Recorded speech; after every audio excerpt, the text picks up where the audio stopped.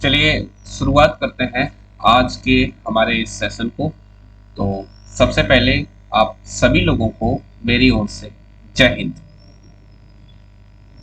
आज की जो हमारी क्लास है इसमें हम एचसीएफ और एलसीएम का जो टाइप 4 था उसी को आगे कंटिन्यू करेंगे। पिछले टाइप में हमने टोटल 7 क्वेश्चंस को डिस्कस किया था। इसके बाद आज के टाइप में हम क्वेश्चन नंबर 8 से स्टार्ट करेंगे। जो लोग पहली बार इस क्लास से जुड़ रहे हैं, मैं चाहूंगा कि इसके जो पिछले टाइप में मैंने क्वेश्चन कराए थे, यानी पिछले पार्ट में जो क्वेश्चंस बताए थे, आप उनको देख लें, क्योंकि 7 क्वेश्चन हमने इससे पिछली वाली क्लास में किए थे। आज हम क्वेश्चन नंबर 8 से स्टार्ट करेंगे। तो आप सीधे ये ना समझें कि क्वेश्चन नंबर 8 से स्टार्ट कैसे हो रहा है। 7 क्वेश्चन पहले हो चुके हैं, इसलिए हम क्वेश्चन नंबर 8 के साथ स्टार्ट करेंगे। ठीक है। अब यहाँ पर जैसा आप देख पा रहे हो, यहाँ पर आपके लिए कुछ शॉर्टकट्स तैयार किए हैं। शॉर्टकट्स, अब वो शॉर्टकट्स क्या है आप देखें। अगर संख्याओं का अनुपात दिया है आपको x अनुपात y और आपको मासा दिया है z, ये कोई भी संख्या हो सकती है, और आपसे लासा पूछा जा रहा है, तो आप सीधे एलसीएम कैसे निकाल सकते हैं? x y z, यानी तीनों संख्याओं का आप डायरेक्ट मल्टीप्लाई कर सकते हैं। अब इसको समझने के लिए जैसे मानकर चलें, पहले मैं इसको यहां से हटा देता हूं। जैसे आप ये मानकर चलें कि संख्याओं का अनुपात है 2:3, ठीक है, और मासा जो है वो हमारे पास है 5। अब आपसे क्वेश्चन पूछ रहे हैं कि इन संख्याओं का लासा यानी एलसीएम क्या होगा। तो आपको क्या करना है? एलसीएम निकालने के लिए आपको इन तीनों संख्याओं का मल्टीप्लाई कर देना है, 2 × 3 × 5। ऐसा करने पर हमें क्या मिलेगा? ऐसा करने पर कितना आ जाएगा? ये एक मिनट, सॉरी, ये हमारा हो जाएगा 5 × 3 15, 15 दूनी 30। तो अगर आपको एलसीएम लेना है तो आप इस पैटर्न से, यानी विद इन 10 सेकेंड, 10 सेकेंड के अंदर अंदर आप अपना एलसीएम निकाल सकते हैं। और ऐसे काफी क्वेश्चंस एग्जाम में पूछे जाते हैं, तो आपके लिए ये एक आसान तरीका यहाँ पर आपको बताया जा रहा है। इसी तरीके से अगर क्वेश्चन हमारा क्वेश्चन नंबर 8, मैं पहले बता चुका हूं कि क्वेश्चन नंबर 8 से स्टार्ट क्यों कर रहे हैं। क्वेश्चन क्या है हमारे पास?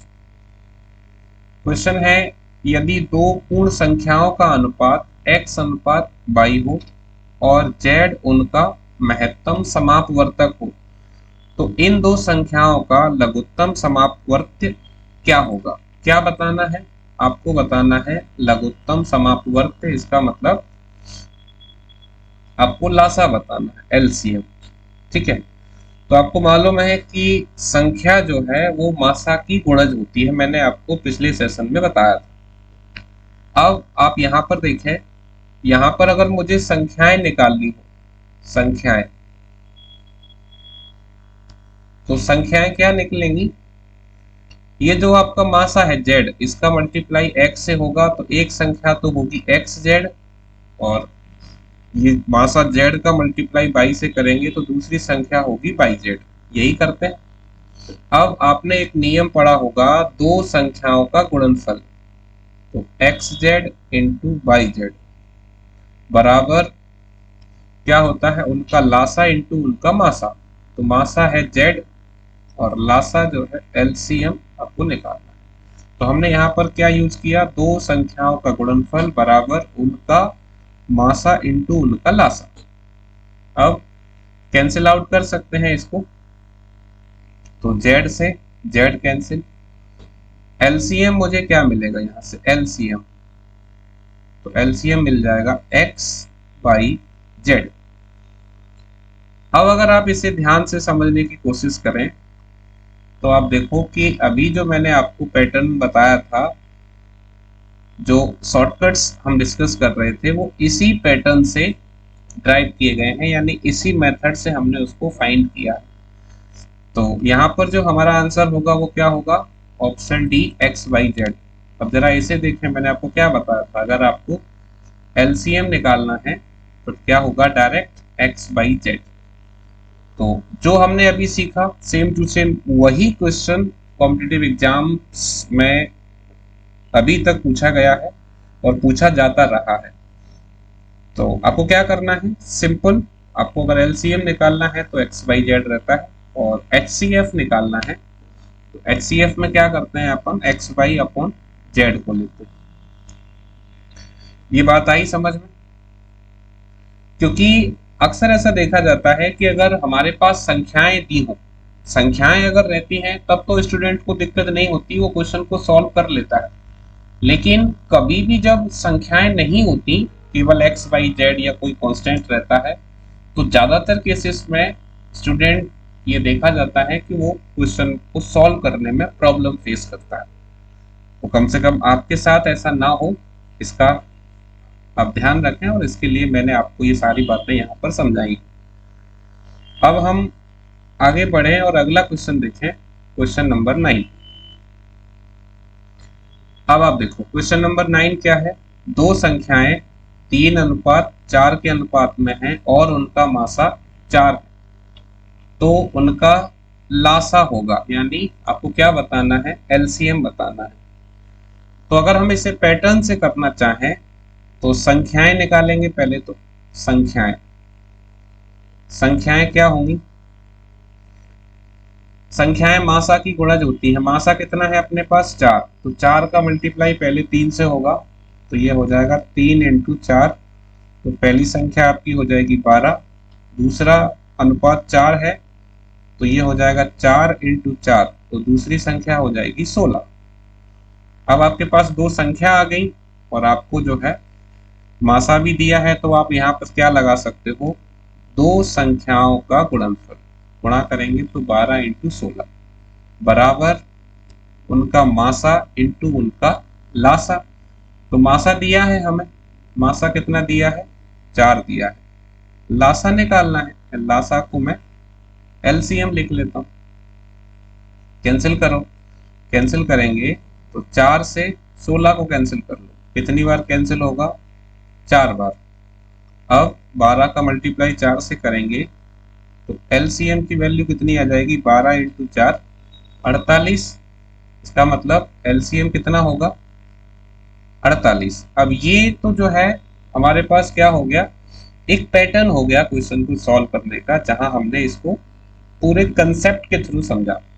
यानी ये क्या है, ये हमारा कॉन्सेप्ट है। ठीक है, अगर कॉन्सेप्ट से क्वेश्चन करना हो तो इस तरीके से क्वेश्चन किया जाता है। अब अगर कोई ये चाहता है कि नहीं मुझे आप सर कोई ऐसी ट्रिक बताओ, ऐसा कोई शॉर्टकट बताओ जिससे मुझे ये सब कुछ सॉल्व ना करना पड़े, तो इसके लिए शॉर्टकट क्या है मैंने आपको बताया है कि अगर आपको एलसीएम निकालना है, एलसीएम, तो आप क्या करें, डायरेक्ट एक्स वाई और जेड कर दें। एक्स वाई जेड क्या है, एक्स वाई जेड आपके ये एक्स और वाई तो इन्हें मानते हैं हम, एक्स और वाई, और जेड मानते हैं इसे, तो सीधे मल्टीप्लाई करेंगे तो एलसीएम इक्वल क्या आ जाएगा, 3 इंटू 4 इंटू 4। तो आप देखो जब आप मल्टीप्लाई करोगे तो 3 इंटू 4 12, 12 इंटू 4 48। इसका मतलब हमारा आंसर कितना होगा, 48। अब आप दोनों ही चीजों को पहले अच्छे से सीखिए, कंसेप्ट को भी सीखिए और ट्रिक को भी सीखिए, और उसके बाद एग्जाम में जब आप जाए तो एग्जाम में आप कोशिश कीजिए कि हम कम से कम समय में, यानी ट्रिक्स के थ्रू पेपर को सॉल्व करें, इससे क्या है हम अच्छे से अच्छा स्कोर कर पाए और सिलेक्ट होने में कम से कम टाइम जो है वो हमारे लिए रुकावट ना बने। अक्सर ऐसा देखा जाता है कि एग्जाम्स के बाद स्टूडेंट जब अपना ओपिनियन दे रहे होते हैं, जब उनसे फीडबैक लिया जाता है कि एग्जाम कैसा रहा, तो बहुत सारे स्टूडेंट्स ये कहते हैं कि सर एग्जाम तो अच्छा था, हमने जो पढ़ा सब कुछ वही पूछा गया, लेकिन टाइम कम पड़ गया। तो वो टाइम कम क्यों पड़ता है, या तो आप बहुत लेंथी प्रोसेस के थ्रू क्वेश्चन को सॉल्व कर रहे हो, या फिर आप अपनी स्पीड को मेंटेन नहीं कर पाए, या आप पेपर के अंदर प्रेशराइज हो गए, आप पेपर के अंदर दबाव महसूस करने लगे। इस वजह से ऐसा होता है कि फिर हम जो है उतना अच्छा परफॉर्म नहीं कर पाते जितना हमें करना चाहिए। तो इसलिए आप देखो, मैं आपको दोनों ही चीजों के साथ क्वेश्चन को बता रहा हूँ। आपको मैं तरीका सिखा रहा हूँ जिसे हम कंसेप्ट कहते हैं, साथ ही साथ मैं ये भी बता रहा हूँ कि अगर बहुत फास्ट जाना हो तो उसके लिए ट्रिक क्या हो सकती है, या फिर शॉर्ट पैटर्न क्या हो सकता है। क्लियर? तो ये दोनों ही चीजें हमने यहाँ पर देखी। अब हम थोड़ा सा और आगे चलें तो क्वेश्चन नंबर 10 देखिए। क्वेश्चन नंबर 10 में क्या है, दो संख्याओं का अनुपात 3:4 है तथा उनका महत्तम समापवर्तक यानी मासा 5 है। तदनुसार उनका लघुत्तम समापवर्त्य क्या होगा। एलसीएम निकालना है। आप देखो पिछला क्वेश्चन भी क्या था, अनुपात दिया था और मासा दिया था। तो एलसीएम के लिए ट्रिक क्या है, एलसीएम अगर निकालना हो तो एलसीएम के लिए आप सीधे ट्रिक यूज कर सकते हैं, x बाई जेड। इसमें x और y क्या है, x और y हमारे पास ये अनुपात होते हैं, यानी जैसे ही आपको ये 3 दिया है इसे x मानेंगे, ये 4 दिया है ये y होता है, और ये 5 है ये z है, यानी ये तीनों संख्याएं ही आपकी x y z है। तो एलसीएम निकालने के लिए क्या करेंगे, 3 इंटू 4 इंटू 5। तो अब आप यहाँ पर मल्टीप्लाई करोगे तो कितना मिलेगा, 3 इंटू 4 करेंगे 12, 12 का मल्टीप्लाई 5 से किया तो 12 पंजे 60। इसका मतलब हमारा आंसर क्या आएगा, ऑप्शन नंबर बी। अब आप केवल क्वेश्चन को पढ़ते पढ़ते ही तुरंत आंसर तक पहुंच सकते हो और आपको समझ में आ रहा होगा। देखो आप हमेशा एक बात ध्यान रखिए कि जो लोग सफल होते हैं, जो लोग लाइफ में आगे बढ़ते हैं, हमें लगता है कि नहीं वो भी हमारे जैसे हैं, बिल्कुल हमारे जैसे हैं, लेकिन कुछ बात तो है जो उन्हें हमसे अलग बनाती है। आपने एक बुक पढ़ी होगी जिसका नाम है जीत आपकी, हिंदी में जीत आपकी और इंग्लिश वर्जन है इसका यू कैन विन, जो इसके ऑथर हैं शिव खेड़ा जी। तो उस किताब का जो कवर पेज है यानी जो फ्रंट पेज है उस पर क्या लिखा है, आप ध्यान से सुनिए। उस पर लिखा है कि जीतने वाले कोई अलग काम नहीं करते, यानी जो लोग लाइफ में सफल होते हैं वो अलग काम नहीं करते। और इसके बाद जो लाइन उसमें लिखी है वो बहुत महत्वपूर्ण है। फिर उसमें है वो हर काम अलग ढंग से करते हैं, यानी जीतने वाले लोगों का या सफल लोगों का काम करने का ढंग अलग होता है और हमें केवल अपना ढंग बदलना है।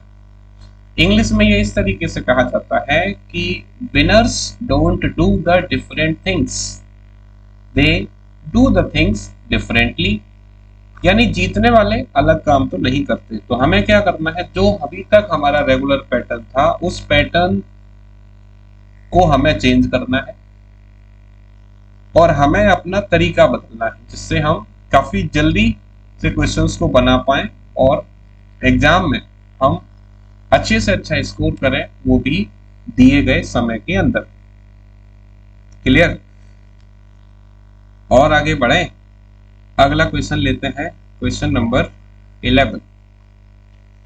क्वेश्चन नंबर 11 में क्या है, दो संख्याओं का अनुपात 3:4 है और उनका लघुत्तम समापवर्त्य 180 है। दूसरी संख्या क्या है। देखें क्या दिया हुआ है आपको, अनुपात दिया है, तो सबसे पहले तो अनुपात को लिख लो। अनुपात कितना दिया है, 3:4। हम क्या करेंगे, हम ये जो अनुपात हमें दिया है इस अनुपात का ही एलसीएम ले लेंगे। तो 3 और 4 का एलसीएम कितना होगा, 3 और 4 का एलसीएम आएगा 12, और ये 12 को हम बराबर रखेंगे उस एलसीएम के जो आपको क्वेश्चन में दिया है। क्वेश्चन में एलसीएम कितना दिया है, 180, यानी 12 बराबर 180। यहां से कैंसिल करेंगे 12 से, 12 एकम 12 और यहां कैंसिल करेंगे तो 12 एकम 12, 12 पंजे 60। तो कितना मिल गया, 1 बराबर 15। अब हमें क्या बताना है, दूसरी संख्या, दूसरी संख्या, दूसरी संख्या। अब वो क्या होगी उसे आप देखो। दूसरी संख्या में जैसे जो पहला अनुपात है ये पहली संख्या होगी, जो दूसरा अनुपात है वो दूसरी संख्या होगी। तो दूसरा अनुपात क्या है, 4।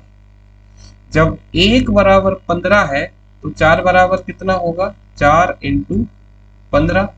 तो 15 इंटू 4 करेंगे तो क्या मिलेगा, 15 इंटू 4 60।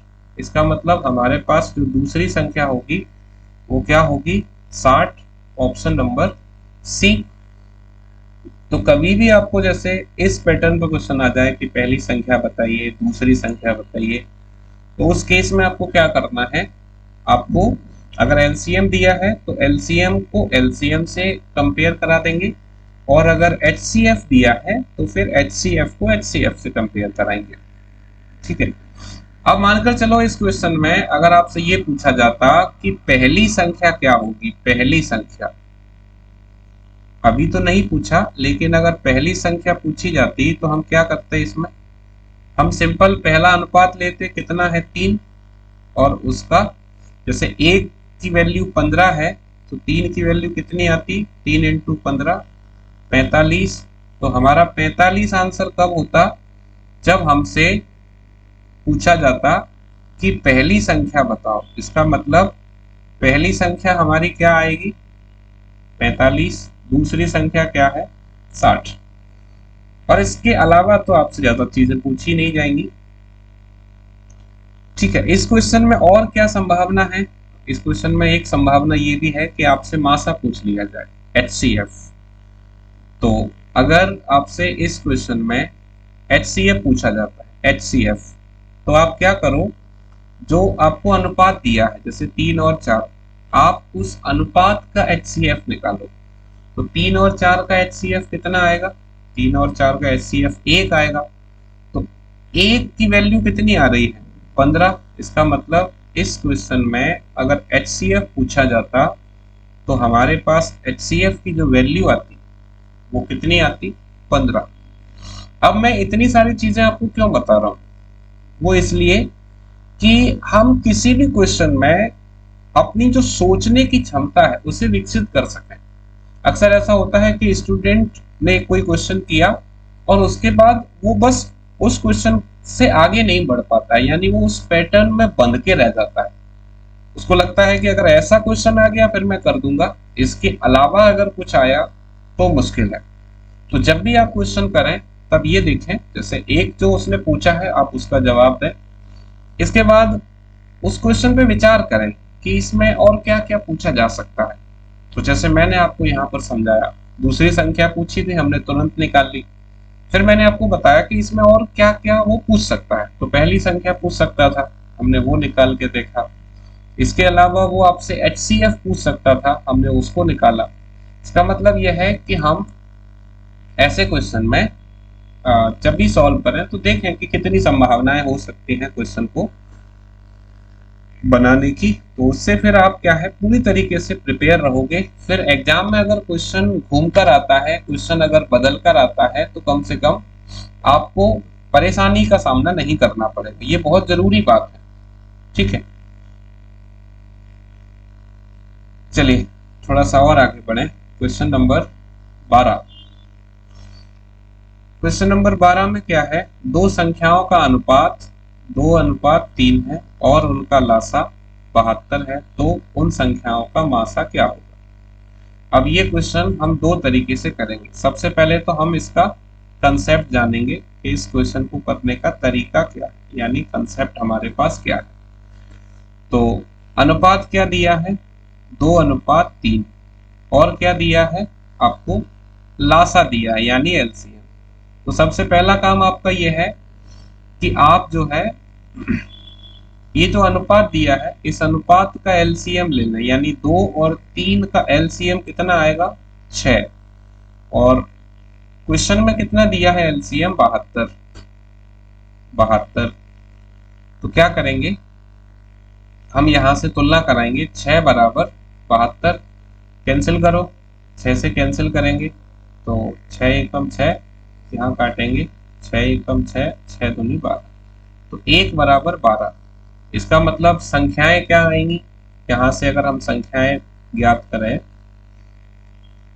तो संख्याएं क्या होंगी, 12 से गुणा करेंगे, 1 बराबर 12 है तो 12 का मल्टीप्लाई 2 से करेंगे तो 12 दूनी 24, और 12 का मल्टीप्लाई 3 से करेंगे तो 12 तिया 36, यानी इसमें संख्या होगी 24 और 36। अब हमने एक नियम पढ़ा था शुरुआत में, जिसमें मैंने आपको समझाया था कि दो संख्याओं का गुणनफल बराबर उनका मासा इंटू उनका लासा। तो आप देखो दो संख्याओं में हमारे पास क्या है, एक 24 है और एक 36 है, तो दो संख्याओं का गुणनफल बराबर उनका मासा, मासा आपको निकालना है HCF, इंटू उनका लासा, लासा कितना दिया है 72, 72।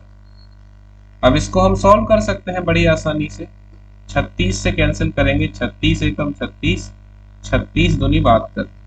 अब 2 से कैंसिल करेंगे 24 को, तो कितना आ जाएगा 12। इसका मतलब HCF कितना आएगा, HCF आएगा हमारे पास 12। इसमें हमने क्या किया, इसमें हमने संख्याएं निकाली। कैसे निकाली, पहले LCM की बात कर रहा था, तो LCM के लिए हमने LCM को LCM से कंपेयर कराया, फिर वहां से एक की वैल्यू मिली, उस एक की वैल्यू से संख्याएं आ गई, फिर आपने दो संख्याओं का गुणनफल वाला तरीका यूज किया। अब अगर कोई स्टूडेंट ये चाहता है कि नहीं मुझे इसका शॉर्ट पैटर्न बताओ, यानी इसकी ट्रिक बताओ, तो ट्रिक क्या है, मैंने आपको बताया था कि अगर आपको HCF निकालना हो, HCF,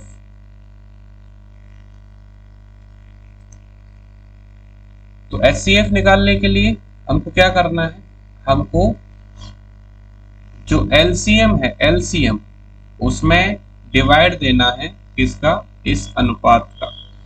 या फिर आप समझिए अगर ये नहीं करना तो मैंने अभी थोड़ी देर पहले आपको क्या बताया था कि जो अनुपात दिया है उसे लिखो। जैसे यहाँ पर अनुपात कितना है, 2 और 3, ठीक है, 2 और 3 जो अनुपात है इसका मासा क्या होगा, मतलब 2 और 3 का HCF क्या होगा, 1, यानी मुझे 1 की वैल्यू निकालनी है, और 1 की वैल्यू हमें यही मिल गई थी। देखो आप 1 बराबर कितना मिला था 12। इसका मतलब मुझे इस क्वेश्चन को यहाँ से आगे ले जाने की जरूरत ही नहीं थी, अगर मुझे 1 की वैल्यू मिल गई, इसका मतलब मेरा HCF यहाँ से कितना आ गया, 12 आ गया। ठीक है, अगर हम थोड़ा सा ध्यान दें तो मैंने एक तरीका आपको और बताया था। क्या बताया था, मैंने आपसे कहा था कि अगर आपको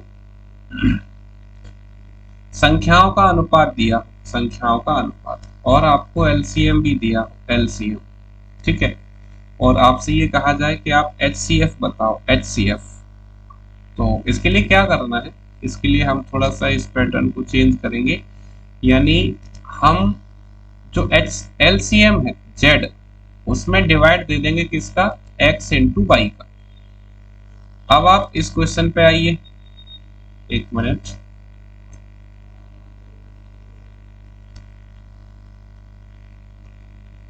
इस क्वेश्चन में अगर हमको थोड़ा सा फास्ट आना है, यानी हम ये पैटर्न यूज नहीं करना चाहते, तो क्या करेंगे जरा ध्यान दें, है ना।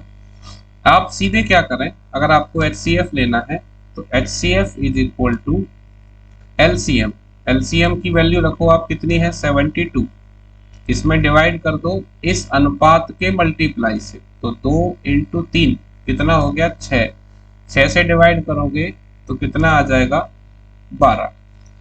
तो आपके पास ये एक ट्रिक हो सकती है जिसमें हम सीधे क्या कर सकते हैं, जो हमारे पास LCM की वैल्यू है उसमें हम सीधे डिवाइड दे सकते हैं। क्लियर, चलिए अगला क्वेश्चन लेते हैं, क्वेश्चन नंबर 13 क्या है, दो संख्याओं A, B का लघुत्तम समापवर्त 72 है और 72 बड़ा है A से और A बड़ा है B से, तदनुसार A, B के सबसे बड़े सबसे बड़े संभावित मान क्रमशः क्या हो।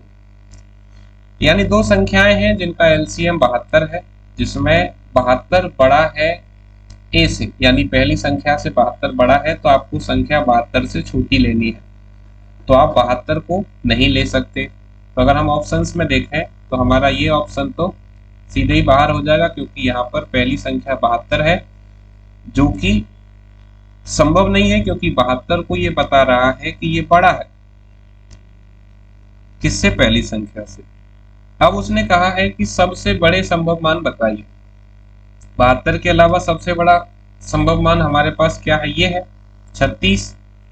तो आप ये देखो 36 और 24 का अगर हम एलसीएम लें तो क्या 72 आएगा, बिल्कुल आएगा, यस।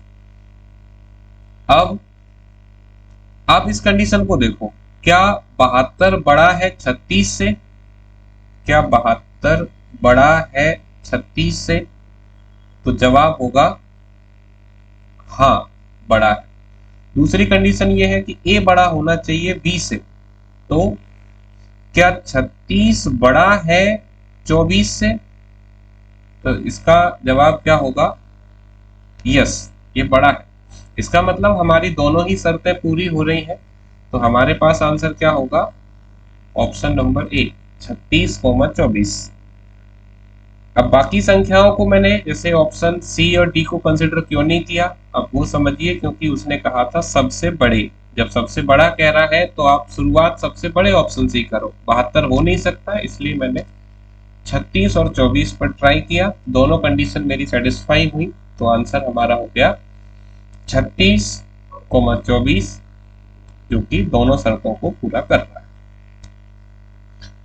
अगला क्वेश्चन नंबर 14 क्या है, क्वेश्चन है 28 और 42 के लासापा किस अनुपात में।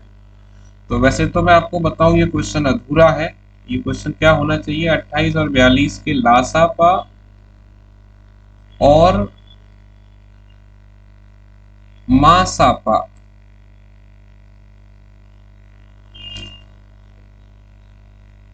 कुल मिलाकर बात यह है कि आपसे ये पूछा जा रहा है कि एलसीएम और एचसीएफ का अनुपात बताइए, और आपको संख्याएं उसने दे रखी हैं क्या, 28 और 42। तो सबसे पहले तो अगर हम एलसीएम की बात करें तो 28 और 42 इन दोनों से कटने वाली सबसे छोटी संख्या क्या होगी, तो आपको मालूम है कि वो संख्या आ जाएगी हमारे पास 84, 84। 28 से काटेंगे तो 3 बार कटेगा, 42 से काटेंगे तो 2 बार कटेगा। अब बात कर लेते हैं एचसीएफ की। तो 28 और 42 को काटने वाली बड़ी से बड़ी संख्या क्या होगी, मतलब इन दोनों को काट दे। कई लोगों के मन में आ रहा होगा 7, लेकिन 7 से भी बड़ी एक संख्या है 14, यानी 14 से 28 और 42 दोनों कटते हैं, और वो सबसे बड़ी संख्या भी है। तो यहाँ पर हमारा एचसीएफ कितना आएगा, 14। लेकिन वो आपसे क्या पूछ रहा है, अनुपात पूछ रहा है, और अनुपात का मतलब होता है सरलतम रूप। तो इसको कैंसिल करें, 14 से काटेंगे तो 14 एकम 14, 14 छिक्के 84। इसका मतलब फाइनल आंसर हमें क्या मिलेगा, 6:1। तो 6:1 अगर हम देखें तो ऑप्शंस में किस ऑप्शन में दिया है, ये है हमारे पास ऑप्शन नंबर ए। इसका मतलब हमारा आंसर क्या होगा, option number A, 6:1। Clear, okay. तो अब हम क्या करते हैं, एक बार रिकैप कर लेते हैं जो क्वेश्चंस हमने आज सीखे। चलिए जल्दी से देखो, सबसे पहले मैंने आपको बताया था कि अगर अनुपात दिया हो और आपको एलसीएम निकालना हो तो क्या करेंगे, अनुपात में जो संख्या दी है और एचसीएफ जो दिया है उसका मल्टीप्लाई करने पर आपको एलसीएम मिल जाएगा। वहीं अगर संख्याएं दी हो और एलसीएम दिया हो तो इसको चेंज करेंगे, इसमें हम क्या है, एलसीएम में डिवाइड करेंगे संख्याओं के गुणनफल का। ठीक है, तो ये हो जाएगा z/xy। अब हमने पहला क्वेश्चन किया, मैंने आपको क्वेश्चन समझाया कि ये किस तरीके से हमारे पास जो वैल्यू निकल कर आई वो कैसे आई। दूसरे क्वेश्चन को मैंने आपको कंसेप्ट से बताया, उसके अलावा फिर मैंने आपको इसके लिए ट्रिक भी बताई। ठीक है, इसमें आपसे एलसीएम पूछा जा रहा था।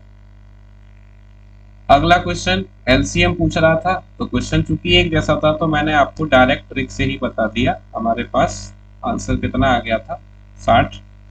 क्वेश्चन नंबर 11 में आपसे उसने दूसरी संख्या पूछी थी, लेकिन मैंने आपको समझाया कि इसमें और क्या क्या पूछा जा सकता है और कैसे उसको हम सॉल्व कर सकते हैं। तो दूसरी संख्या जो निकल कर आई वो हमारे पास कितनी आई थी, 60, यानी हमारा आंसर कितना आया, 60। क्वेश्चन नंबर 12 में हमें एलसीएम दिया हुआ था और अनुपात दिया था, तो हमने सबसे पहले तो इसका कॉन्सेप्ट जाना कि कैसे हम इसको कॉन्सेप्ट से कर सकते हैं। फिर मैंने आपको इसके लिए ट्रिक बताई कि हमारे पास डायरेक्ट ट्रिक क्या हो सकती है। ठीक है, क्वेश्चन नंबर 13 की बात करें तो यहाँ पर कंडीशन हमें दी हुई थी।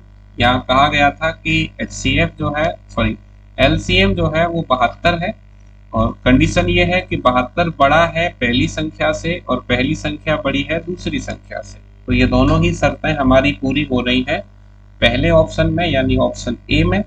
तो हमने इसको ऑप्शन मेथड से ब्रेक किया और हमें आंसर मिला 36,24। आखिरी क्वेश्चन में अनुपात पूछा गया था। आपसे कहा गया था कि 28 और 42 के एलसीएम और एचसीएफ का अनुपात बताइए। तो हमने एलसीएम और एचसीएफ का अनुपात यहाँ से निकाला, तो जो आया हमारे पास 6:1। तो इसी के साथ आपका ये वाला टाइप कंप्लीट होता है। तो कैसी रही आज की क्लास, हमें अपना फीडबैक देते रहें, और कैसी रही, कैसी चल रही है आपकी तैयारी वो भी बताएं। तो इसी के साथ सेशन को समाप्त करते हैं। आप सभी को एक बार फिर से बहुत बहुत धन्यवाद क्लास से जुड़ने के लिए और अपना कीमती समय हमें देने के लिए। एक बार फिर से आप सभी लोगों को मेरी ओर से जय हिंद। Thank you.